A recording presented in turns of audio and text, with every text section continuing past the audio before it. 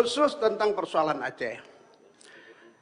Aceh hari ini kita melihat bagaimana ada semacam kebekuan komunikasi dengan pemerintah pusat.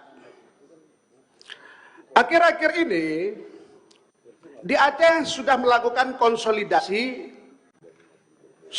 sudah banyak lahir inisiator-inisiator sebagai dinamisiator untuk merumuskan satu konsensus yang penting tentang persoalan politik.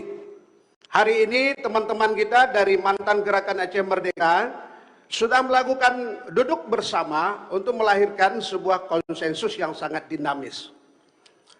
Bila kesepakatan ini sudah ada, harapan kami dari Forbes, harapan rakyat Aceh, konsensus ini mestinya menjadi sebuah landasan bahwa pemerintah pusat dalam hal ini bukan semata-mata memberikan kompensasi politik kepada Aceh berupa dana otsus dan sebagainya, tetapi bagaimana semangat pemerintah pusat ingin memberikan kompensasi kesejahteraan yang utuh buat Aceh, hingga kemandirian Aceh itu menjadi harkat martabat pemerintah Indonesia. Ini poin dicatat.